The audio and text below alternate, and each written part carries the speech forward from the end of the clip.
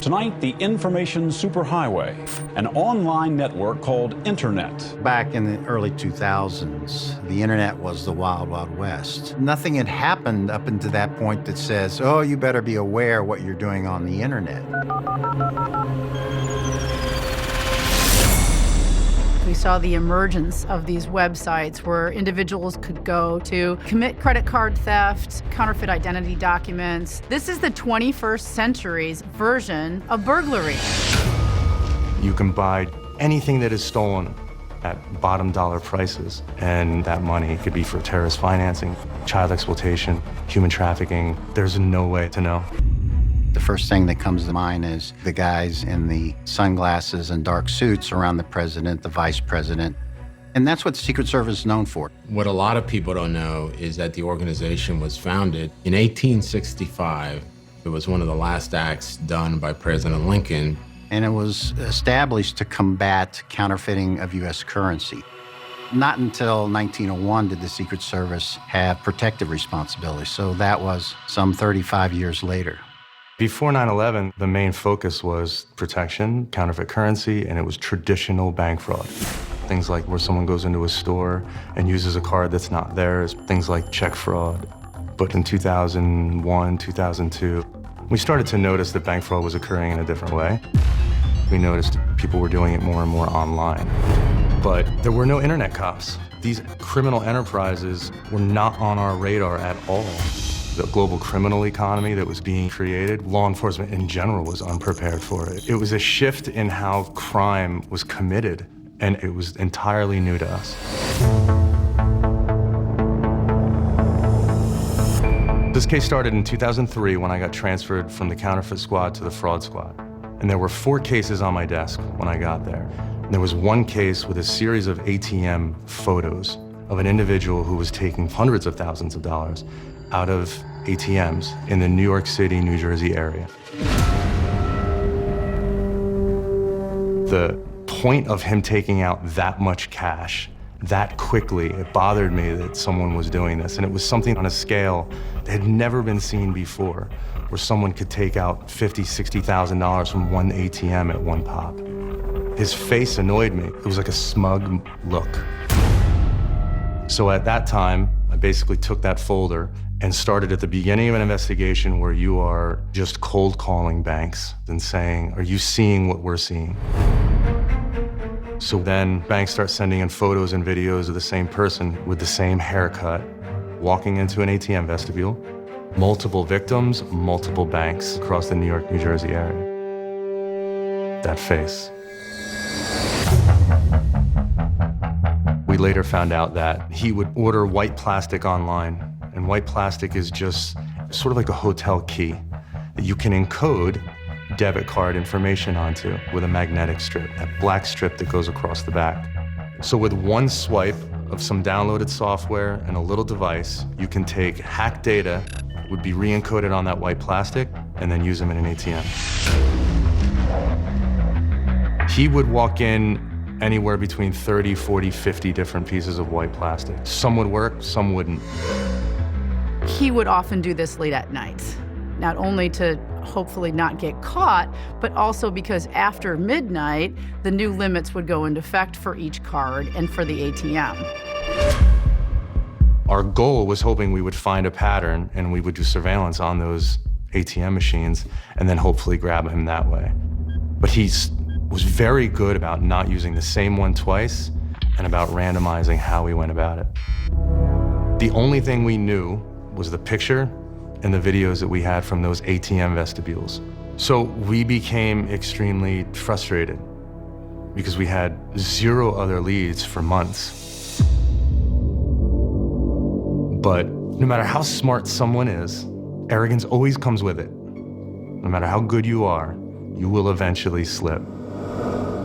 So we waited, and one day we got a call from NYPD who said, I think they have your guy.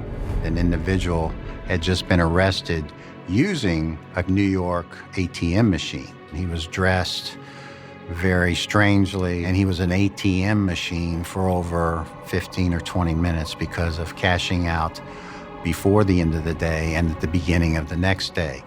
we were pretty pumped up. So I sent 2 agents into New York City, into that precinct, to verify whether or not it was him. They got a good look at him and called me immediately without even talking to him and said, "This is our guy." That's when we found out his name was Albert Gonzalez. When he was in the holding cell is when we finally realized that he was wearing a wig, and he ended up taking it off and handed it over with a smile. Because he knew that the one piece of evidence that we were always going to have was an ATM photo. So we had to have some type of disguise in order to really prevent us from IDing him. Ultimately, we wanted information from him. We wanted to know how he was doing it, because we hadn't really seen it before, and we wanted to know who he was working with. There was no way he was doing this alone. The agents attempted to talk to Albert Gonzalez and to see whether or not he was going to cooperate. And at that point in time, the answer was emphatically no. So we left. Time was on our side with him. When you look at someone who is pretty thin, seems like more of a white-collar type criminal, seemed scared, the best thing you can do is to leave them there and let them get mixed in with some of those more hardened criminals. Albert was a drug user. He was a very frail individual. He was very scared of going to prison. So it took 24 hours for him to call us and say, "I want to talk." And the first condition of that conversation had to be that he had to give us permission to search his apartment. So he agreed to sign what's called a consent to search. And we went to Kearny, New Jersey. It was a studio apartment. Typically when you do a search warrant, it's not like the movies where you go in and start ransacking the place. You want to be pretty methodical about what you do. The apartment was not well kept. It was pretty messy. He had all of the white plastic spread out on a table, and we found upwards of 30 different computer books. Programming, networking, stacked up in the corner. The binders were broken, and they were highlighted, and there were notes in them. And they saw all these hard drives, keyboards, and the screens that he was using. And we realized that this was something larger than what we had expected. It dawned on me then that Albert was involved in hacking, and this was going to be something big. And that's when everything changed.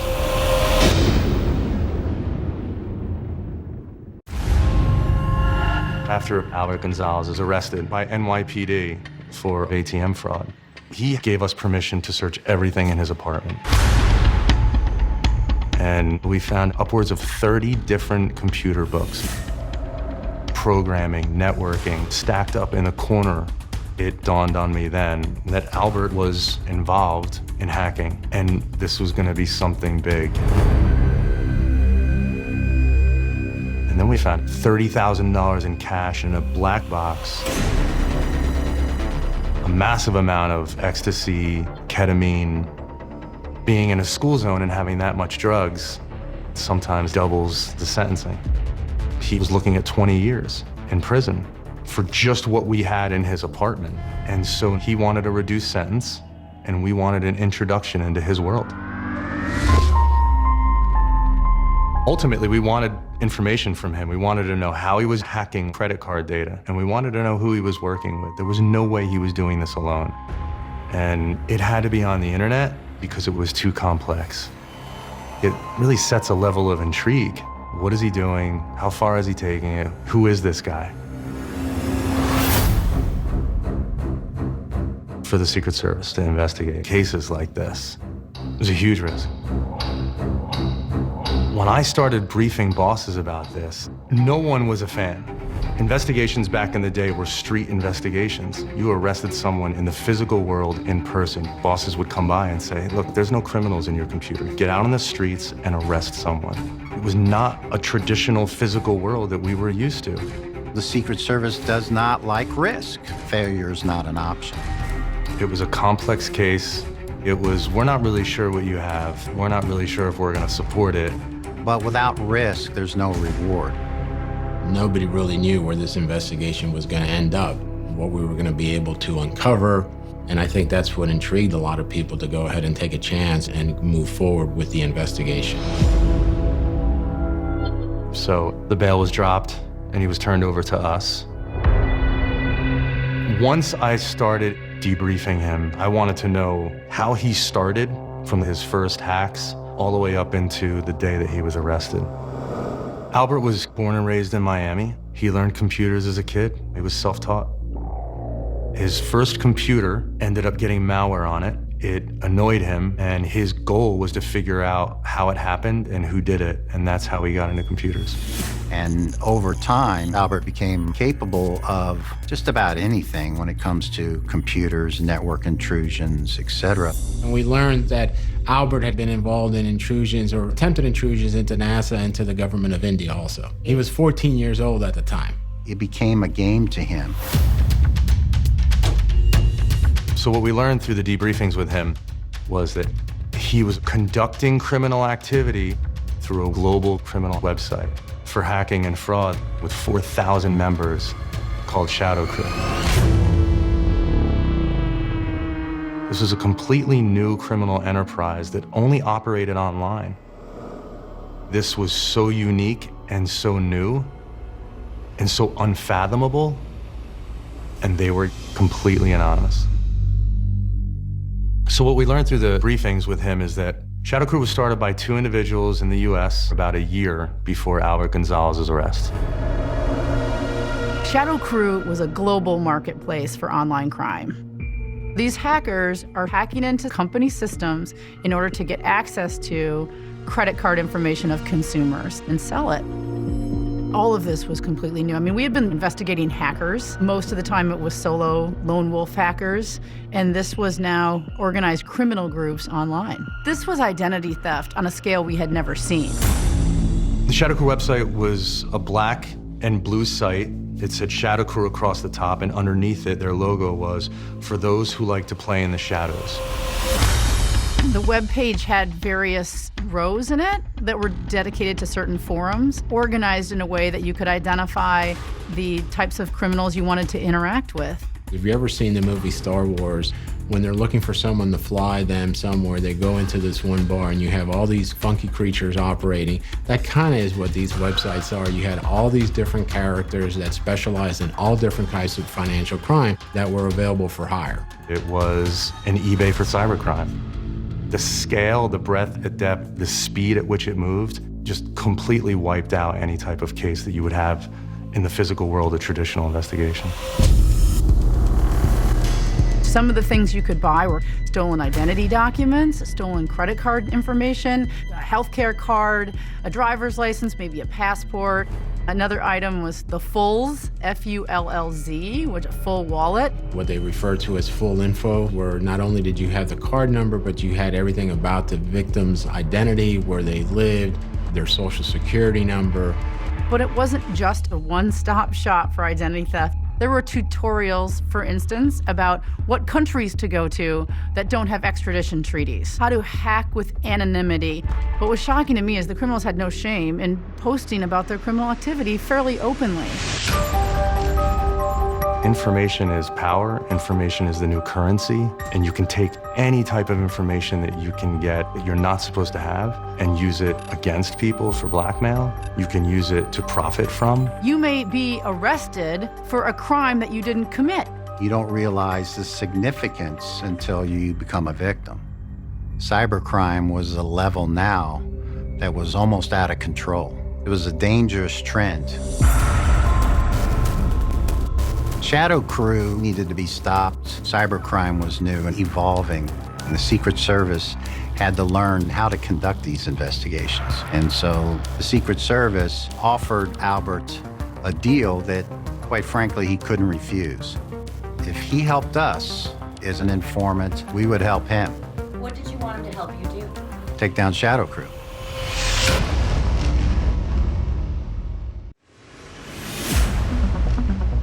After Albert Gonzalez was arrested, the Secret Service became aware of an international hacking organization called Shadow Crew. Never in my wildest dreams did I think that in 2003, 2004, we were going to find one person in Manhattan who was going to open up an entirely new world for us. And so we offered Albert a deal that if we got the charges dropped, he would have to be an informant fighting cybercrime in the federal government's investigation into Shadow Crew. When Albert agreed to cooperate and became an informant, the idea was to send him back in to the Shadow Crew site and introduce a number of us in an undercover capacity so that we could collect our own intelligence and our own information. But there were a number of stresses right up front, one of them being, where were we going to do this? It's not like he could walk into a Secret Service office and plug in and get a Secret Service IP address and go log into Shadow Crew, because we knew that Shadow Crew was logging IP addresses, and if he logged in from a government agency, the whole thing would have been blown. So we had to find a location, one that was anonymous. It had to have high-speed internet. We had to fill it with servers and computers to be able to record everything that we wanted, and we had to do this all within a certain period of time because we were worried that he was going to get found out. So we chose a location in Jersey City on an old Army base. And then I needed help from other agents. You want to bring in people that have subject matter expertise, whether it's task force related, whether it's cyber, whether it's electronic crime. So I basically went around and recruited 5 other agents who had different backgrounds, and we decided to call it Operation Firewall. Firewalls keep people out, and that was really the only term that I knew that was technical related. And it sounded cool. We also had a trial attorney assigned to us, and that attorney was Kim Peretti. In 2003, I was working at the Department of Justice's Computer Crime Section in Washington, D.C. Kim had a very challenging job in that she had to take all this information and put it in a way where we could convince the jury, judges, and others that this case should be prosecuted. It was exciting, and it was something we needed to figure out how to investigate. It was all new territory. So in the bunker, there was a large room with computer screens where they were monitoring the activity on Shadow Crew. The agents that not only had a visual of the source, but it could also see everything that Albert was typing. At this point, Albert wasn't communicating that well. We had taken all of his drugs, we had taken all of his money, and he was going through withdrawal. You could see it in his face, you could see it in his weight loss that he was struggling. So I ended up kind of nursing him along. And he eventually started to think a little more clearly. His interaction was more social.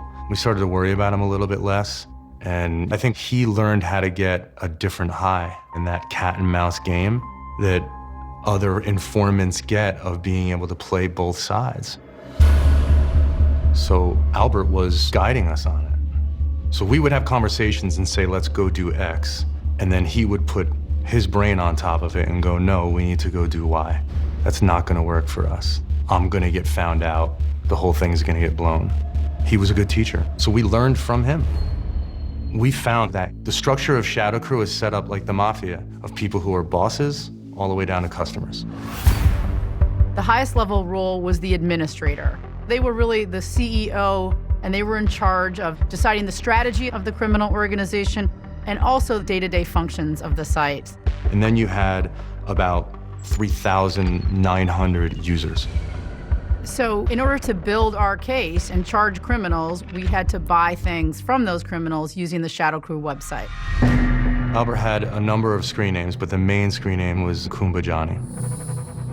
We were using Albert to purchase contraband from other criminals to build charges against those individuals. We bought credit cards, passports, driver's licenses, cashier's checks, but Albert couldn't buy everything. So Albert had to continually introduce new agents in an undercover capacity and vouch for them to get them on the website.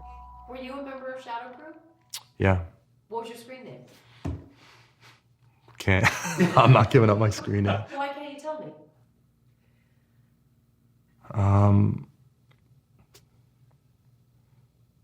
don't know. I can tell you mine. I won't tell you anyone else's.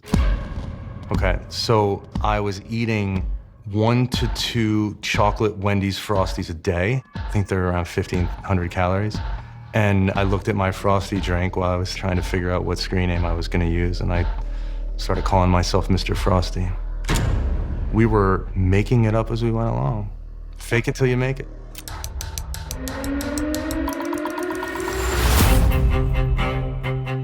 We started to amass physical evidence. It was fast and easy to buy stolen goods. The hard part was, who do we just buy them from? It's very scary, and what people could do with this information was even scarier.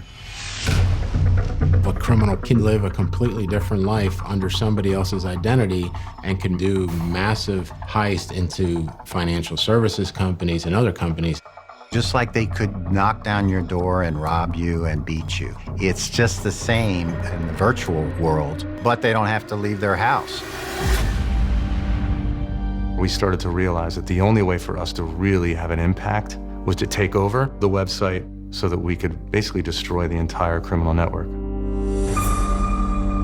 And in this world, admins ran the site. They were the bosses. So we needed Albert to get promoted up through the ranks, to become an admin. His ability to talk to the hacking world and our ability to give him the direction he needed elevated him very, very quickly through Shadow Crew. And he ultimately started gaining more authority than other people, to the point where Albert was elected as an admin.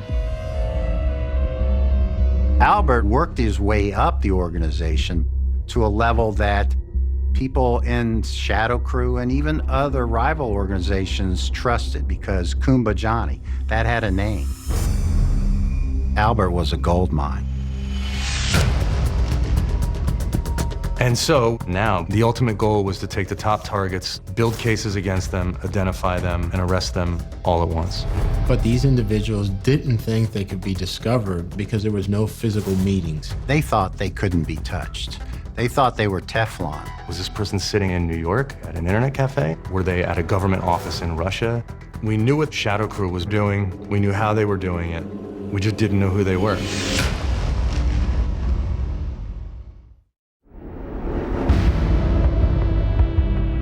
So we'd amassed all this evidence, and we had built great cases against the members of an international hacking website called Shadow Crew. But it wasn't like the traditional investigation. These criminals were able to hide behind the internet. At that time, all we had identified was the screen name that would pop up on the chat when we would communicate with them. These are human beings. You need to know their name, their address, where they are, and who they are in order to be able to prosecute the individuals and arrest them. Some of the nicknames they used were Deck, MacGyver, Velour, D&D Silencer, Mint Floss, Liquid Technique. We can't arrest Mint Floss, Velour, or Scarface. You can't arrest somebody if you don't know who they are. Many of the Shadow Crew members had never talked to each other, had never met in person. Their interactions were completely online. Most of their efforts went into anonymity. We needed to take the digital world and push it into the physical world if we were really going to take this down. The next step is identification. That was where most of the effort went pretty quickly, but we weren't doing that well in identifying them. We spent months striking out. I'm taking a lot of risk here because I'm running this investigation, and I was completely stressed out. We'd get an IP address, we'd find it. That's a 70-year-old female in Wisconsin. There's no way that's her. They were using her IP address to do their illegal activity. And we were also trying to pull everything we could out of every chat they had, every post they made, for clues on who they were and where they were. One of the great examples I recall is taking the handle that someone used, the online nickname, and running it in Google to discover that they had also used that online name to sell their father's car online. So we were able to piece together pieces from the physical world with the criminal world to ultimately identify who they were. It was very much a cat and mouse game. But how we really broke the case, Albert came up with an idea of a VPN. A VPN is a virtual private network and anonymizing service that encrypts your internet activity, which means law enforcement can't see it. So we had built up Albert's reputation so much on Shadow Crew that he then had the ability to very easily say to folks, hey, use the VPN, you'll never get caught. And what they didn't realize is that we were wiretapping everything that they were doing. And then we were able to identify the IP address that was used to log into the VPN and trace it back to an actual home from where they were connecting. We started matching a real name to a screen name pretty quickly. We were using their own technology against them. The VPN really changed the game. So now all of our focus was to put agents on the ground to start physically identifying these people by bringing the new world back into the old world. It's traditional law enforcement technique that ultimately finds these people out. With one of these individuals, the agents did a ruse and pretended to deliver a pizza to the individual's house. He never had ordered a pizza, but what he did, since he was talking to our source at the time online, he came back and said, can you believe this? Someone just tried to deliver a pizza to my house. You used whatever resources you need to get what you want. DOJ only gave us permission to wiretap for 30 days. So we had to do a takedown. There's no way I can apprehend 4,000 individuals. That's where you really have to have these strategy sessions to figure out which are those individuals that we believe will have the biggest impact if they're arrested and taken offline. The ultimate goal was to take the top targets and arrest them all at once. It was a high bar. We wanted to indict them for credit card fraud, for identity theft, for wire fraud, for access device fraud, and computer fraud and unauthorized computer access. Our target list had boiled down to 28 people. 21 of those were in the US. 7 were scattered between 7 different countries. One of these countries was in South America. A predominant amount were in Europe. Belarus, Sweden, Poland, the UK. But how do you take 28 people across the globe and arrest them all at once? The good thing is that his Secret Service was able to leverage the relationships with our law enforcement partners in these different countries to help apprehend these individuals overseas. And the idea was to get all the top targets together, all at the same time, in front of their computers through that VPN for some big announcement. The announcement that we were going to make that we thought would lure enough people into being online was that Albert was going to retire as the administrator of the site and hopefully turn it over to someone else. Albert became almost a rock star in the community itself. Him making an announcement, people are going to pay attention. We had to make sure that this was all done simultaneous so that they could not encrypt their data, destroy their data, or flee.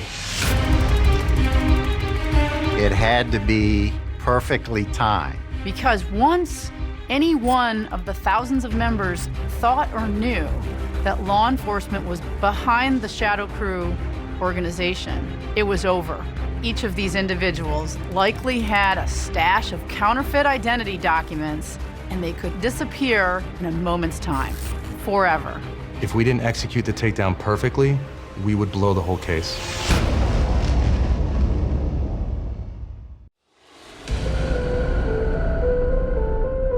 The Shadow Crew website target list had boiled down to 28 people because those were the 28 people that we could identify. And we had to do a takedown. The idea was to lure those people online together into a virtual private network all at once for a big announcement that Albert was going to retire as the administrator of the site and hopefully turn it over to someone else. So we could do a simultaneous international takedown and arrest these people. A year and a half of an investigation and all the good and the bad built up to October 26th, 2004. We chose Sunday because that was the night that we knew we had the highest percentage to have individuals sitting at their computers. We wanted their computers because their computers likely have the evidence we're looking for to corroborate our story and our transactions and identify additional transactions. If the criminals knew we were going to be searching their premises, they might press a button and delete the evidence. In our case, a no-knock warrant was critical. A no-knock warrant is you don't knock on the door, you knock the door down. We had to convince judges to allow us to use flashbangs to actually shock them from getting away from their keyboards so they wouldn't encrypt data. Flashbangs are typically used for drugs, guns, high crime areas where you want to sort of shock folks, and we wanted to make sure there was a bang involved in it. But we did feel like, being that it was such a logistic nightmare, that there was a chance that all of a sudden, poof, the smoke goes off and there's nobody behind that keyboard. The entire takedown was going to be coordinated out of headquarters. There was a command center where all of the bosses and headquarters people were, and then, just like it started, it was me and Albert in a room on a computer. We had to disperse teams to all the locations globally. We had multiple screens. We had all of our locations mapped out on the map. Around 4 p.m. is when we started to get online and started to chat. Around 6 o'clock, we got enough targets online, and we started the conversation of, this is the announcement. We moved like pieces of a jigsaw puzzle when the teams were in place. The team member agent would give the high sign, and once all 28 high signs were up, we went for it. And almost every chat went dark. We were getting real-time information on what was occurring in the field. It was nerve-wracking because we saw, in one case, agents reporting back that someone was jumping out of a window. Other cases, criminals were in a car and there was a car chase. The arrests occurred everywhere from New York to Phoenix to California, countries like Belarus, Sweden, Poland, the UK. Every time we had a successful arrest, we would announce it in the room and the whole room would erupt in cheers, and it's like you score a touchdown. As part of the Shadow Crew takedown, we arrested 28 individuals. We seized over 100 computers, and we executed 27 search warrants. About an hour after the takedown, what we did was we changed their front page to say, the Secret Service has been monitoring your criminal activity. Contact us before we contact you. We locked the website so nobody could access any of the information on it anymore, and all they could see is that front page. The amount of information we were able to obtain, the success we had in identifying and apprehending the individuals were beyond our wildest dreams. Out of the original 28 that were arrested, all 28 pled guilty because we built a phenomenal case against them. There was no way out of it. We wanted to send a message to these organizations that they weren't untouchable by law enforcement, and law enforcement had the ability to pursue them and apprehend them. We were ecstatic. We were proud of each other, and we were able to look at each other and go, holy shit, we just did this, and no one else has. I'm sure Albert was conflicted. He was responsible for helping us make these arrests, and these were people that he built relationships with over the years. I liked him. I wouldn't have worked with him as long as I did if I didn't like him. I had a level of respect for him that anyone would have with someone who's extremely intelligent and knows something that you know nothing about and is willing to teach you.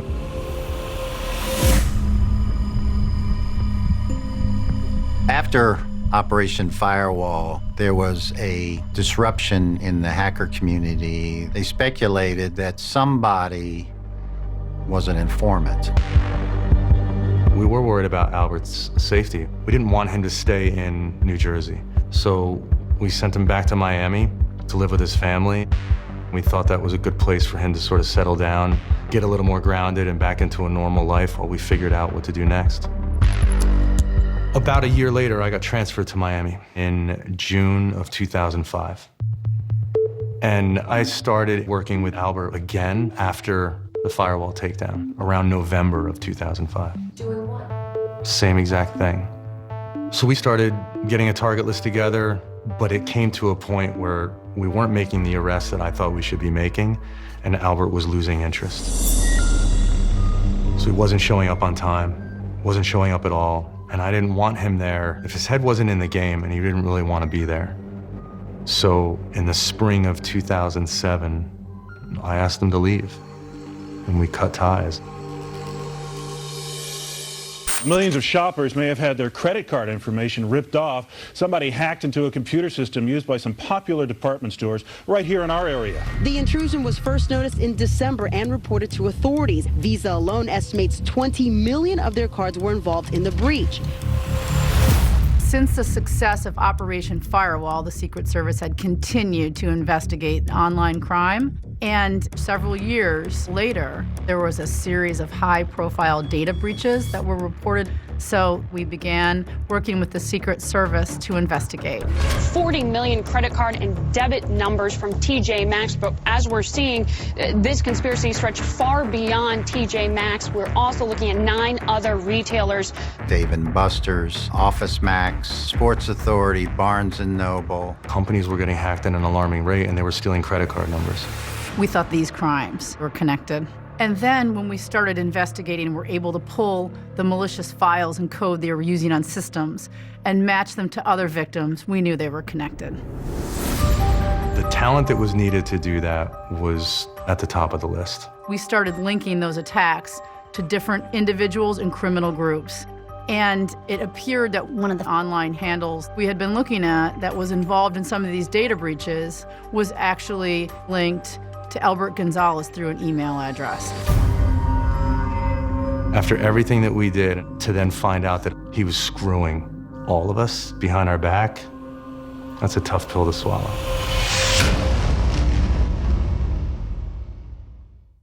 The retail industry got a wake-up call earlier this year when TJX, parent company of TJ Maxx and Marshalls, disclosed that it had suffered the worst high-tech heist in shopping history. Beginning in 2006, there was a series of high-profile data breaches that were reported to the Department of Justice, and we started linking those attacks to different individuals and criminal groups.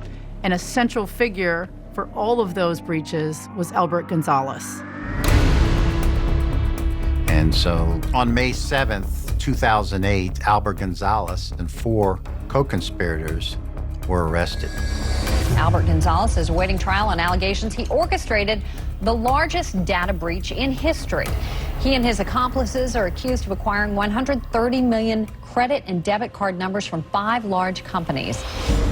When we arrested him, we found him with a BMW, a jet ski, and Rolex watches. He was spending some time in luxury apartments and had an $80,000 birthday party in a nice hotel in New York.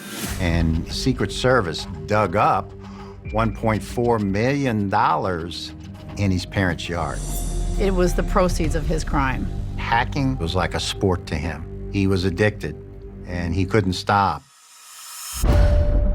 In 2009, Albert Gonzalez pled guilty to multiple counts of conspiracy, wire fraud, computer fraud, access device fraud, and aggravated identity theft as related to numerous hacks and intrusions. He was sentenced to 20 years imprisonment, which at that time was a massive sentence.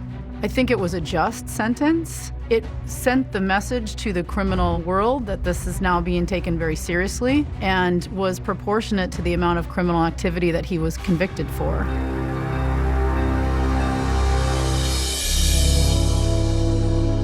I felt betrayed because it was personal to me. There were phases of the personal relationship that we went through. Drugs and withdrawal and getting him through that and then building up that trust and then getting to the point where you're ecstatic over a huge investigation that had never been done before that he was partly responsible for. I felt we had turned him around, but for me it was how much of it was a lie. Especially because the career that I have now, every day, I have to think about the fact that he helped me get here. It pisses me off. But no matter what happened with Albert at the end, doesn't take away from everything that was done and accomplished by all the men and women of the Secret Service. Operation Firewall was the largest international takedown that the Secret Service had ever undertaken. It was also the first time it had done a lot of things that it had never done in the investigative realm. I did not really realize the impact of Operation Firewall until much later. The Secret Service still uses a lot of the same investigative tactics that were learned in Firewall. This case is really about the transformation of physical crime to online crime and the way law enforcement and intelligence has to adapt to that transformation. In the age of connectivity, hackers are becoming the most dangerous criminals in the world. Credit Bureau Equifax hacked and the personal information of more than 140 million Americans breached. You look at how many people have had their identities stolen now, it's close to the entire population of the U.S. has been compromised in some way or another. Hack organizations are now state-sponsored or terrorism-related. Whatever technology we have, criminals have access to as well. They're learning, they're advancing their techniques, but law enforcement is also learning and advancing its techniques. Now we're seeing the evolution of your information becoming power and how it gets used against you. It's a new world.